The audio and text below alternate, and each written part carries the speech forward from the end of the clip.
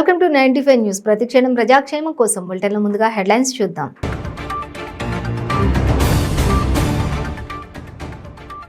తెలంగాణ ముఖ్యమంత్రి కేసీఆర్ తో ఉత్తరప్రదేశ్ మాజీ ముఖ్యమంత్రి అఖిలేష్ యాదవ్ భేటీ. ప్రస్తుత రాజకీయ పరిస్థితులపై చర్చ.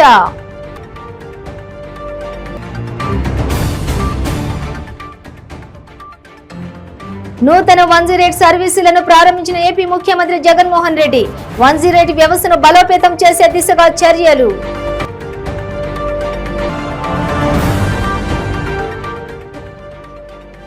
ఎన్టీఆర్ శక పురుషుడైన రాజ్యసభ సభ్యుడు విజయేంద్ర ప్రసాద్ 40 సంవత్సరాల క్రితమే ప్రతిపక్షాలను ఐక్యం చేసిన ఘనత ఆయనదని కితాబు.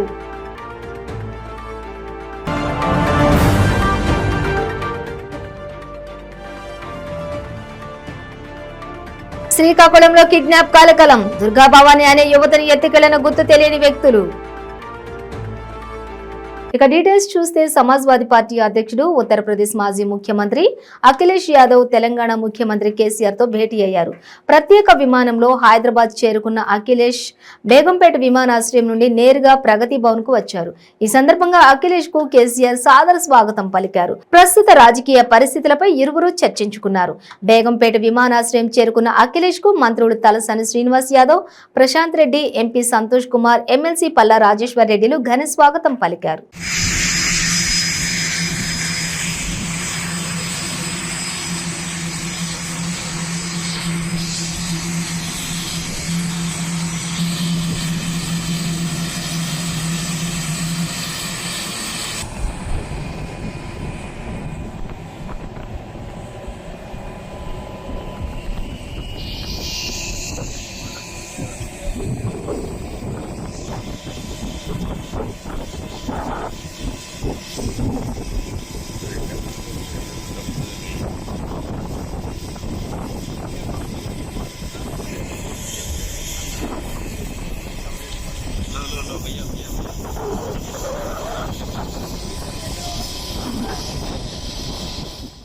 ప్రజా ఆరోగ్యానికి పెద్దపీట వేస్తూ 108 వ్యవస్థను ఆంధ్రప్రదేశ్ లో మాజీ ముఖ్యమంత్రి వైఎస్ రాజశేఖర్ రెడ్డి ప్రారంభించారు. కొద్ది రోజుల్లోనే ఈ వ్యవస్థకు దేశవ్యాప్తంగా గుర్తింపు లభించింది. ఆపదలో ఉన్న ఎవరైనా 108 కి కాల్ చేసి తక్షణమే వారి ముంగిటకు వైద్య సేవలు అందుబాటులోకి వచ్చాయి. రోగి కోరుకున్న ఆసుపత్రికి నిమిషాల వ్యవధిలో తీసుకువెళ్లి ప్రాణాపాయ పరిస్థితి నుంచి బయటపడేందుకు 108 వ్యవస్థ దోహదపడింది. 2019లో కేవలం 531 అంబులెన్సులు ఉంటే వైఎస్ జగన్ సీఎం అయ్యాక 2020లో అధునాతన సౌకర్యాలతో కొత్తగా 412 అంబులెన్సులు ప్రారంభించారు. ఇందుకోసం 96.50 కోట్లు వెచ్చించారు. అలాగే 2022 అక్టోబర్లో రాష్ట్రంలోని గిరిజన ప్రాంతాల ప్రజల కోసం ప్రత్యేకంగా 20 అదనపు అంబులెన్సులు కొనుగోలు చేశారు. ఇందుకోసం 4.76 కోట్లు వెచ్చించారు. దీంతో రాష్ట్రంలో అంబులెన్సుల సంఖ్య 768కి చేరింది. ఎక్కువ కాలం ప్రయాణించి మూలన పడే స్థితిలో ఉన్న అంబులెన్సుల స్థానంలో 146 కొత్త అంబులెన్సులను తాజాగా జగన్ ప్రభుత్వం కొనుగోలు చేసింది. ఇందుకోసం 34.79 కోట్లు ఖర్చు చేశారు. మొత్తంగా ఏడాదికి 108 సేవల కోసం వెచ్చిస్తున్న వ్యయం అక్షరాల 188.56 కోట్లు.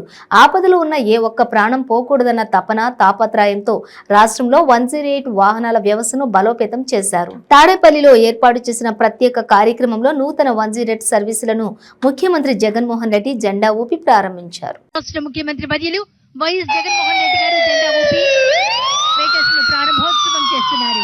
దాన్ని మనం చూస్తున్నాం లైవ్ లో. ఈ అంబులెన్స్ ఎక్విప్మెంట్లకు 9 లక్షల రూపాయల బడ్జెట్ ప్రభుత్వం కేటాయించి ఖర్చు చేయడం జరిగింది.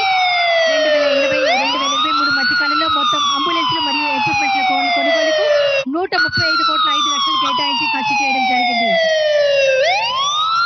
108 అంబులెన్స్ సేవల విధి నిర్వహణలో డ్రైవర్లు, ఎమర్జెన్సీ మెడికల్ టెక్నీషియన్లు, ఇతర సిబ్బందితో కలిపి 3745 మంది, అలాగే 24 గంటల అత్యవసర కాల్ సెంటర్లు, 311 మంది ఉద్యోగుల సేవలు అందిస్తున్నారు. ప్రతిరోజు సగటున 3000 నుండి 3300 మంది 108 అంబులెన్స్ సేవలను ఉపయోగించుకుంటున్నారు.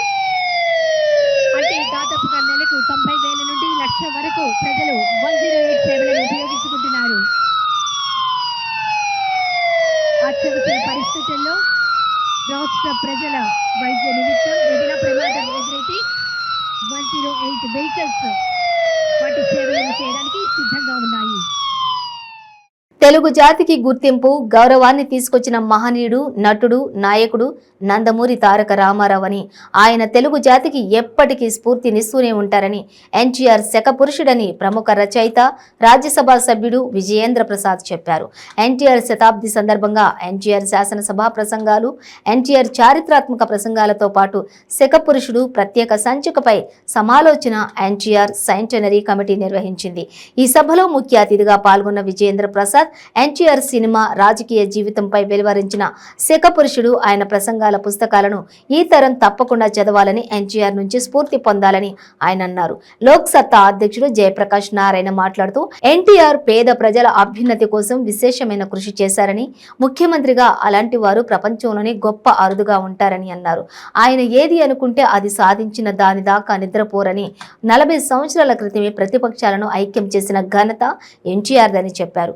కమిటీ వెలువరించిన ఈ 3 గ్రంథాల ఎన్టీఆర్ వ్యక్తిత్వాన్ని ఔన్నత్యాన్ని తెలియజేస్తాయని ఈ గ్రంథాలు ప్రజలందరికీ చేరాలని తాను కోరుకుంటున్నానని ఆయన చెప్పారు. తర్వాత నేను సినిమా తెలుగు ఫీల్డ్కి వచ్చిన తర్వాత అంటే అనుకోకుండా అది కూడా యాక్సిడెంట్గానే జరిగింది. నా మిత్రుడు భానుచందర్ తీసుకొచ్చి తమ్మారెడ్డి భరద్వాజ దగ్గర పరిచయం చేసి నాకు రేలింగ నరసింహరావు గారు నాకు అవకాశం ఇచ్చారు. వాళ్ళకి కూడా ధన్యవాదాలు. అక్కడి నుంచి ఇంకేంటంటే తెలుగు ఫీల్డ్ గురించి మనం తెలుసుకోవాలని చెప్పేసి ఇంకా విపరీతంగా ఇంకా అందరూ స్టాల్వార్డ్స్ ఎవరైతే ఉన్నారో వాళ్ళందరిది ఇన్ఫర్మేషన్ గ్యాదర్ చేయడం, ఆ విధంగా గ్యాదర్ చేసి అప్పుడు నాకు ద గ్రేట్ లెజెండ్ ఎన్టీఆర్ గారి గురించి నాకు విషయాలు తెలుసుకొని అప్పుడు అందరూ చెన్నైలోనే ఉన్నాం. అప్పుడు ఆయన బజులా రోడ్లో ఆపోజిట్ సైడ్లో డైరెక్టర్ దాసనారాయణరావు గారు ఇల్లు, ఇటు ఆయన ఉన్నారు. సో ఆయన్ని చూడడానికి కూడా నేను చాలాసార్లు ఎర్లీ మార్నింగ్ అంటే మామూలుగా కొంచెం 8 o'clock 8:30కి 2-3 సార్లు వెళ్తే ఆయన వెళ్ళిపోయారు, అప్పటికే వెళ్ళిపోయారు అనేసరికి మళ్ళీ ఎర్లీ మార్నింగ్ వచ్చాను. ఇంత ఎర్లీ మార్నింగ్ కూడా ఒక ఇంత గొప్ప హీరో వెళ్తారని చెప్పి నేను ఫీల్ అయ్యాను. అంటే అప్పట్లో నాకేంటంటే కొంచెం యాక్టర్స్ అంటే అన్ని కొంచెం స్లోగానే ఉంటుంది, 8:39 అనుకుంటే అక్కడి నుంచి నేను తర్వాత షూటింగ్స్లో ఏవిఎంలో వాహిని స్టూడియోస్లోనే షూటింగ్ జరుగుతున్నప్పుడు అంతా నేను వెళ్ళి చూడడం, దూరం నుంచి నాకు దగ్గరికి వెళ్ళడానికి కూడా నాకు భయం. నాకు దూరం నుంచి ఆయన గెటప్లు చూడడం, ఎందుకంటే ఆయన వేసిన గెటప్లు మీకు అందరికీ తెలుసు, ఎవ్వరు వేయలేదండి. ఈ రోజు కూడా ఎంతోమంది ఎన్నో గెటప్స్ వేసి ఉంటారు, కానీ డెఫినెట్లీ ఆయన వేసిన గెటప్స్ మటుకి లేదు, ఎవరు వేయలేదు. ఆ పర్ఫార్మెన్స్ కూడా ఇంకా చెప్పక్కర్లేదు, ఆ డైలాగ్ డెలివరీ కానీ మాడ్యులేషన్స్ కానీ ఎవరు లేరు, మన ఇండియన్ హిస్టరీలోనే ఎవరు లేరు అనమాట. సో అట్లా నేను ఆయన గురించి మెల్లిమెల్లిగా నేను తెలుసుకొని సినిమాలు కూడా అప్పట్లో వీడియో క్యాసెట్ కూడా రాలేదు, సినిమాలే. సో అప్పుడు చెన్నైలో 2-3 థియేటరే ఫిలిమ్స్ వచ్చి తెలుగు ఫిలిమ్స్ వచ్చేది, వెళ్ళి చూసి. ఎందుకంటే నేను ఇంకా పూర్తిగా I cannot say that I was an actor అండి, ఐ వాజ్ లెర్నింగ్ యాక్టింగ్ అనమాట. తమిళ ఫీల్డ్లో నేను చేసిన 78 చేసిన పక్కా యాక్టర్ కాదు నేను. సో అట్లా నేను రామారావు గారిది సినిమాలన్నీ చూసి ఆయన అలా మెల్లిమెల్లిగా ఆయనకి నేను అభిమాని అయిపోయి ఐ న్యూ హిజ్ గ్రేట్నెస్ అనమాట. తర్వాత సరే సినిమా ఫీల్డ్కి వచ్చాం. నేను కరెక్ట్గా ఫీల్డ్కి వచ్చేటప్పటికి ఆయన 82 పార్టీ ఫామ్ చేయడం అండ్ అటు వెళ్ళిపోవడం, నాకు బాధ. బట్ తర్వాత నేను హరికృష్ణ గారితో యాక్ట్ చేశాను, తర్వాత బాలకృష్ణ గారితో డిక్టేటర్ చేశాను. కానీ ఇంకా ఏంటంటే నాకు ఒక చిన్న వ్యాక్యూమ్ ఇంకా ఖాళీగానే ఉంది. ఎందుకంటే నాగేశ్వర గారితో, కృష్ణ గారితో, కృష్ణరాజు గారితో, సోహన్ బాబు గారితో యాక్ట్ చేసినప్పుడు పర్సనల్గా వాళ్ళు నాకు అడ్వైస్ ఇచ్చేవారు. సినిమా ఇండస్ట్రీలో ఉండాలంటే మనం ఏమేం చేయాలి, ఎలా ఉండాలి, ముఖ్యంగా రెన్యుమరేషన్స్ అనేది మీరు ఎప్పుడు పెంచొద్దు. ప్రొడ్యూసర్స్కి తెలుసు రెన్యుమరేషన్ ఎప్పుడు ఇవ్వాలి, ఎప్పుడు పెంచాలని. You do your work sincerely, do it with your heart and soul అని చెప్పారు. నేను అదే చేశాను. 45 సంవత్సరాలు ఇప్పుడు నేను పూర్తి చేశానంటే నేను రామారావు గారు ఆయన చేసిన చాలా డిసిప్లిన్, డివోషన్, డెడికేషన్, బిహేవియర్ అవన్నీ నేను ఫాలో చేస్తూ నేను ఈరోజు ఇంతవరకు నేను అదృష్టం, తల్లిదండ్రుల బ్లెస్సింగ్స్ అది వేరే. బట్ మనకంటూ ఒక ఫార్ములా, మనకంటూ ఒక దారి కావాలి. నేను ఆ దారిలోనే నేను ఈరోజు ఇంతవరకు నేను వచ్చి ఏ లాంగ్వేజ్కి వెళ్ళినా, ఎక్కడికి వెళ్ళినా నేను రామారావు గారి గురించి మాట్లాడతాను. అంటే కంపారిజన్ వచ్చేటప్పుడు nobody to beat NTR garu in his roles and in his way of performance. నేను పెద్ద ఆయన ఎన్టీఆర్కి వీరాభిమాన్ని. నేను చదువుకునేటప్పుడు మా విలేజ్ నుంచి అందరం కలిసి సైకిళ్ళు వేసుకుని ఒంగోలు వెళ్ళేవాళ్ళం. మా అప్పటి ప్రకాశం జిల్లా కలెక్టర్ గారు, జెంటిల్మెన్ మా జయప్రకాష్ నారాయణ గారు కూడా ఇక్కడే ఉన్నారు. ఒంగోలు వెళ్ళి అన్ని ఎన్టీఆర్ సినిమాలు చూసేవాళ్ళం. 3 సినిమాలు, అన్ని సినిమాలు చూసేవాళ్ళం. మేము టికెట్లు కొనుక్కోవడానికి నేల టికెట్లు కొనుక్కొని చూసేవాళ్ళం. ఆ నేల టికెట్ కొనుక్కోవడానికి క్యూలో వెళ్తే మాకంటే ముందు టికెట్లు తీసుకోవాలని మా పైనుంచి వెళ్ళిపోయి టికెట్లు తీసుకునేవాళ్ళు. అయినా సరే ఆ టికెట్ తీసుకుంటే మాత్రం ఆ తృప్తే వేరుగా ఉండేది. అంత అభిమాని నేను రామారావు గారికి. లవకుశ అన్ని సినిమాలు నేను ఒంగోలులోనే చూశాను. నేను చదువుకునేటప్పుడు ఒంగోలులో రూమ్లో పడుకొని ఉన్నానండి. రోడ్లో అందరు పరిగెత్తి వెళ్తా ఉన్నారు. బయటకు వచ్చి ఏంటంటే రామారావు గారు, నాగేశ్వరరావు గారు పలానా థియేటర్కి వచ్చారు, శ్యాంప్రసాద్ థియేటర్కి అని చెప్తే నేను కూడా షర్ట్ వేసుకుంటానే పరిగెత్తుకుంటా లుంగి కట్టుకొని ఉన్నాను. శ్యాంప్రసాద్ థియేటర్కి వెళ్తే ఒంగోలులో ఉన్న జనమంతా థియేటర్ దగ్గరికి వచ్చున్నారండి రామారావు గారిని, నాగేశ్వరరావు గారిని చూడటానికి. తీరా చూస్తే అది పుకారు. రామారావు గారు రాలేదు, నాగేశ్వరరావు గారు రాలేదు. అంత రామారావు గారి పేరన్న ఆయన చూడాలన్న అంత ఇష్టం నాకు. అలాంటిది నేను మద్రాసు వెళ్ళి అడవి రాముడు సినిమాకి అసిస్టెంట్ డైరెక్టర్గా చేరాను. రామారావు గారిని ప్రతిరోజు నేను రామారావు గారి ముందు క్లాప్ కొట్టేవాడిని, దగ్గరగా చూసేవాడిని. నేను థియేటర్లో రాముడు, కృష్ణుడు, వెంకటేశ్వర స్వామి అన్ని సినిమాలు చూసాను. నేను అడవి రాముల్లో కృషి ఉంటే మనుషులు ఋషులు అవుతారనే పాటలో రాముడు, ఏకలవ్యుడు, సీతారామరాజు అన్ని గెటప్పులు డైరెక్ట్గా చూసే అదృష్టం నాకు కలిగింది. ఇక ఆయన చూస్తే నాకెప్పుడు రామారావు గారు దేవుడే. ఇక డైరెక్ట్గా రాముడి అవతారంలో ఆయన అద్భుతంగా ఉంటారు. ఈ కలియుగంలో ఒక మహా అద్భుతమైన మనిషి, మహా అందగాడు, మహానటుడు ఎన్టీ రామారావు గారు. ఈ కలియుగంలో అంత అద్భుతమైన మనిషి ఆయన. డైరెక్ట్గా రాముడి గెటప్ చూశాను నేను. నా జన్మ ధన్యమైపోయింది అనుకున్నాను. రామారావు గారు ఒక్కొక్కసారి బాగా ఎంత గంభీరంగా, ఎంత బ్రహ్మాండంగా ఉంటారో సరదాగా కూడా ఉంటారు. అడవి రాముడు సినిమాల్లో రాఘవేంద్రరావు గారు రోజు కిమాం కిల్లి వేసుకునేవాళ్ళు. ఓ రోజు 50 మంది డాన్సర్లు ఎన్నాళ్ళకు గ్రూప్ సాంగ్ జరుగుతుంది. రాఘవేంద్రరావు గారు కిళ్ళి వేసుకుంటున్నారు. జయప్రద గారు డైరెక్టర్ గారు నాకు కూడా ఒకటి కట్టినా ఉన్నారు, ఇచ్చారు. పెద్ద ఆయన రామారావు గారు బోలారు, మాకు కూడా కిళ్ళి కట్టి ఉండన్నారు. రాఘవేంద్రరావు గారు ఆయన కట్టుకున్నట్టు ఒక 3 తమలపాకులు ఇంతే కిమాం వేసుకుంటారు. రామారావు గారు కూడా అలాగే 3 ఆకులు ఇంత కిమాం వేసిస్తూ ఉంటారు. బ్రదర్ అదేం సరిపోద్దా, బాటిల్ ఇవ్వండి అని ఆ బాటిల్ ఆయన ఏళ్ళు పెడితే 3/4 బాటిల్ వచ్చిందండి. 3/4 బాటిల్ పెట్టి చుట్టి తినటానికి ట్రై చేస్తుంటే డైరెక్ట్ గారు భయం, ఈయన ఎక్కడ పడిపోతాడో, కిమాం కిళ్ళి అంత తీసుకోకూడదు అని గారు, పడిపోతారంటే ఏం జరుగుతుందో చూద్దాం బ్రదర్ అన్నారు. కిమాం తినేశారు కిళ్ళి. అందరూ ఈయన ఎప్పుడు పడిపోతారు ఇవాళ షూటింగ్ క్యాన్సిల్ అనుకుంటే కిమాం కిళ్ళి ఆయన ఏమీ చేయలేదు. బ్రహ్మాండంగా యాజ్ యూజువల్గా సాంగ్ చేసినట్టు స్టెప్స్ అదరగొట్టేశారు. ఏమీ జరగల ఆయనకి. అంత స్టామినా, అంత అద్భుతం. ఒక సపరేట్ గ్రేటెస్ట్ మనిషి రామారావు గారు. నేను ఒంగోలులో ఆయన చూడటానికి శ్రీకాకుళంలోని కిడ్నాప్ కలకలం రేపింది. ఫరీద్పేటకు చెందిన దుర్గాభవాని అనే యువతిని కొందరు గుర్తు తెలియని వ్యక్తులు బలవంతంగా కారులో ఎక్కించుకొని కిడ్నాప్ కు పాల్పడ్డారు. యువతి కుటుంబ సభ్యుల ఫిర్యాదుతో రంగంలోకి దిగిన పోలీసులు కిడ్నాపర్ల కోసం గాలిస్తున్నారు.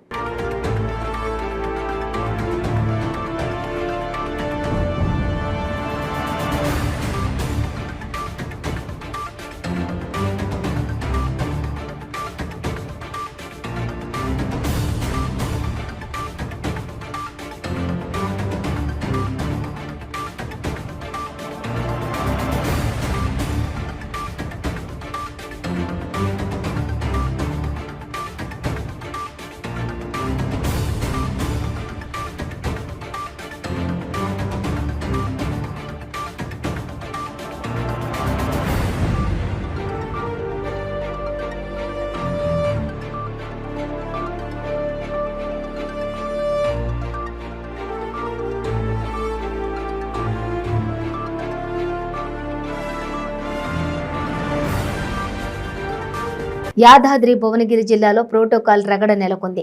మంత్రి పర్యటనపై తనకు సమాచారం ఇవ్వడం లేదని జిల్లా పరిషత్ చైర్మన్ సందీప్ రెడ్డి అధికారులపై ఆగ్రహం వ్యక్తం చేశారు. గతంలో హోమ్ మినిస్టర్ వచ్చినప్పుడు కూడా సమాచారం ఇవ్వలేదని మండిపడ్డారు.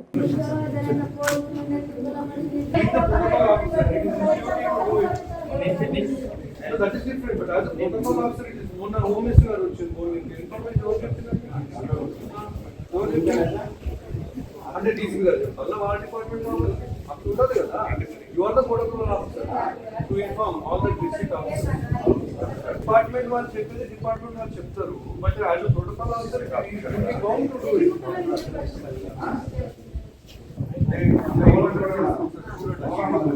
రాష్ట్ర విభజన తర్వాత ఏపీకి అడుగడుగున అన్యాయం జరుగుతోందని, ఉమ్మడి ఏపీలో రాయలసీమ ప్రాంతం వారు సీఎంలు పనిచేశారని, అయినా నేటికి రాయలసీమలో తాగునీరు లేని పరిస్థితి ఉందని Rayalaseema steering committee chairman Byreddy Rajasekhar Reddy అన్నారు.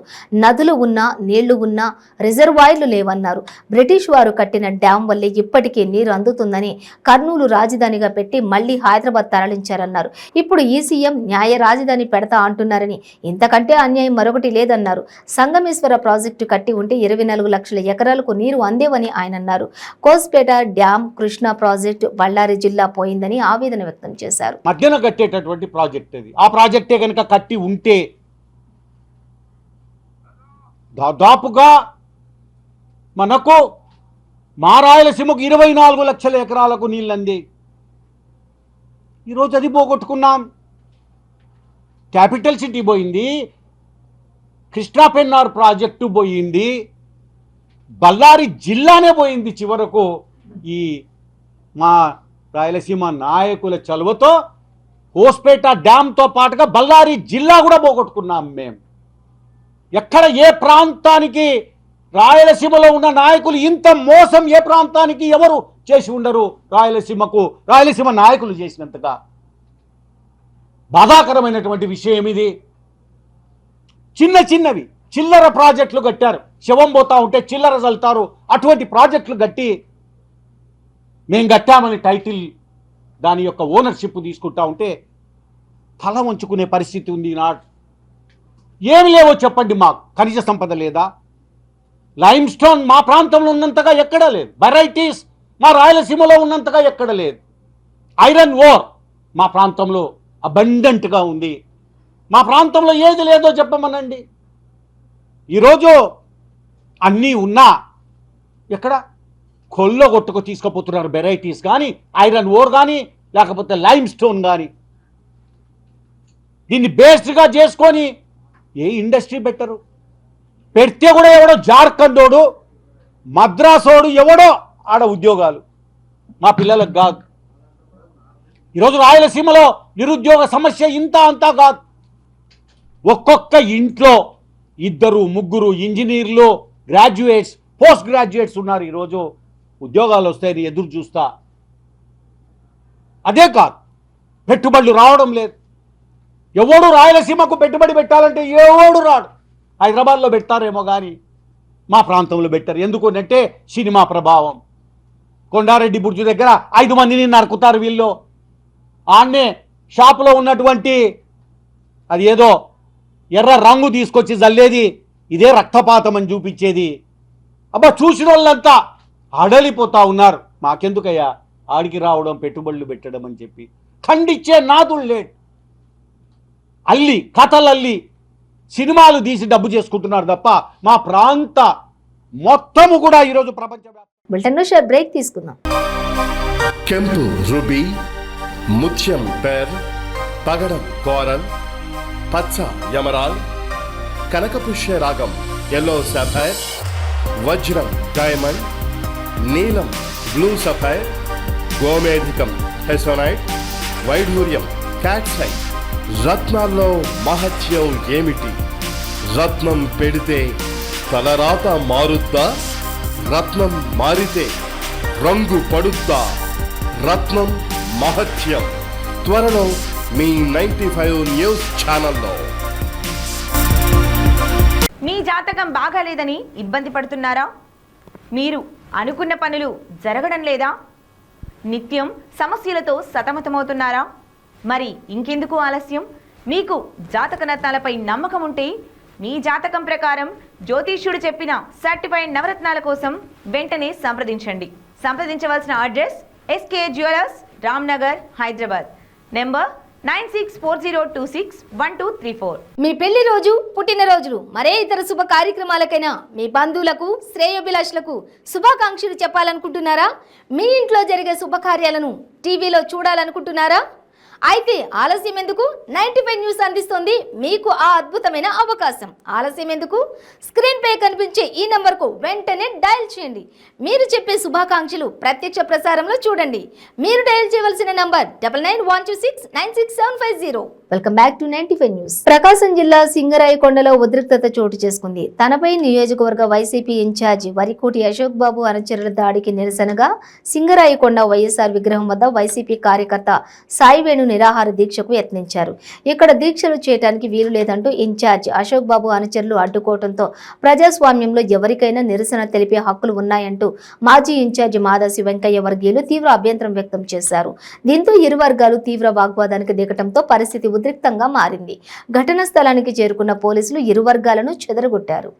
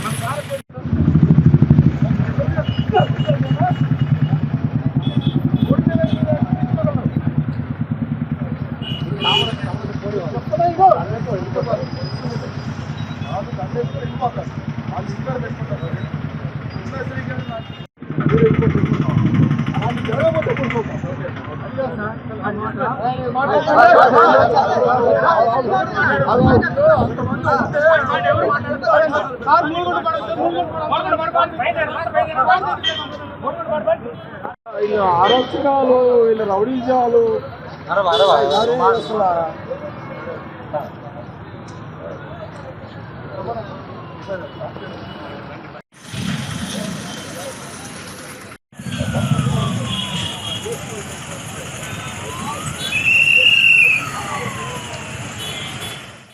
విశాఖ శ్రీ శారదా పీఠాధిపతులు స్వరూపానందేంద్ర స్వాత్మానందేంద్ర స్వాములు చతుర్మాస దీక్షకు అంకురార్పణ చేశారు. గురు పూర్ణిమ సందర్భంగా వ్యాస పూజ నిర్వహించి దీక్షకు శ్రీకారం చుట్టారు. రిషికేశ్లోని విశాఖ శారదా పీఠం ఆశ్రమం ఈ కార్యక్రమానికి వేదికగా నిలిచింది. సనాతన హైందవ ధర్మంలో చాతుర్యాస్య దీక్షకు విశిష్ట ప్రాధాన్యత ఉంది. అయితే ఉదయం గంగానది తీరంలో పూజలు చేశారు. గంగమ్మ ఒడిలో పవిత్ర స్నానం ఆచరించారు. ఆ తర్వాత గోమాతను పూజించారు. ఈ పూజలో శ్రీకృష్ణుడు, వ్యాసుడు, దక్షిణామూర్తి సహా 45 మంది గురువులను ఆరాధించారు. సెప్టెంబర్ 29వ తేదీ వరకు చాతుర్మాస దీక్ష కొనసాగుతుందని, అప్పటి వరకు పీఠాధిపతులు స్వరూపానందేంద్ర స్వాత్మానందేంద్ర రిషికేశ్లోనే ఉంటారు. అక్టోబర్ మొదటి వారంలో తిరిగి విశాఖకు చేరుకుంటారు.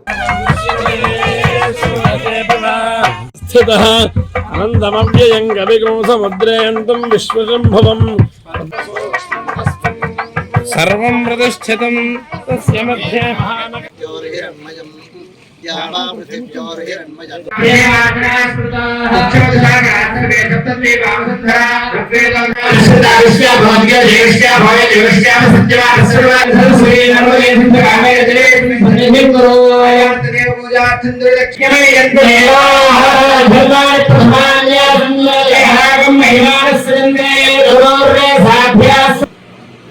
दक्षिणद्वारे द्वारश्रिये नमः, चण्डाय प्रबलाय नमः, उत्तरद्वारे द्वारश्रिये नमः, जयाय नमः, विजयाय प्राद्वारे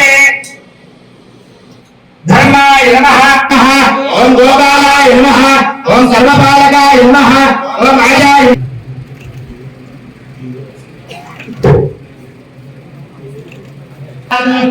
एतत्र ब्राह्मणा संभर्षिणाम्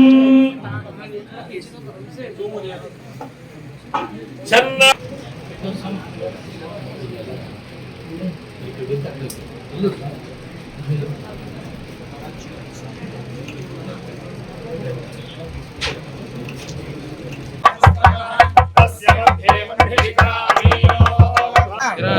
భాషణ కృతకర్మ ఉపబద్ధ చోర కనకాంకేర్యో బ్రూయాద్ యోజనానాం సుధీరపి ముచ్యతే సర్వదాం హిరణ్మయేన లక్ష్మీం జాతవేదో మహావహ తాం మహావహ జాతవేదో సమస్యాం భక్తిరాజ ప్రబోధినీం శ్రీయం దేవీం ఉపక్వయే శ్రీర్మా దేవీ దుషదాం ఆంసో యోగశబదమోరసస్తస్య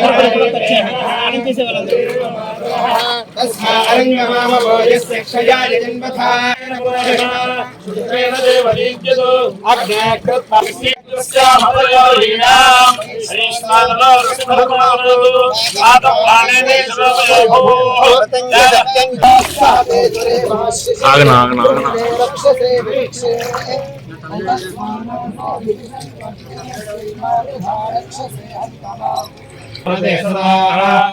సహస్రధారేణ పావమాన్యపునంతమాం రాజావచం పవిత్రం తదోద్యామగుంభిర్మయం తేన బ్రహ్మవిదో వయం. బులెటిన్ ముగించే ముందు హెడ్లైన్స్ మరోసారి.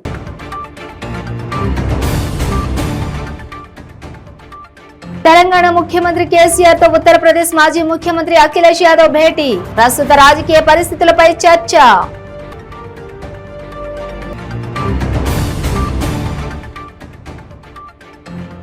నూతన 108 సర్వీసులను ప్రారంభించిన ఏపీ ముఖ్యమంత్రి జగన్మోహన్ రెడ్డి, 108 వ్యవస్థను బలోపేతం చేసే దిశగా చర్యలు.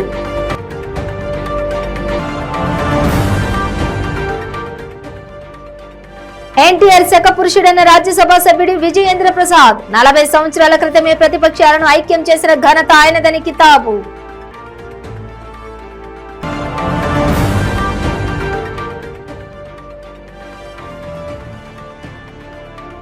శ్రీకాకుళంలో కిడ్నాప్ కలకలం, దుర్గాభవాని అనే యువతిని ఎత్తుకెళ్లిన గుర్తు తెలియని వ్యక్తులు.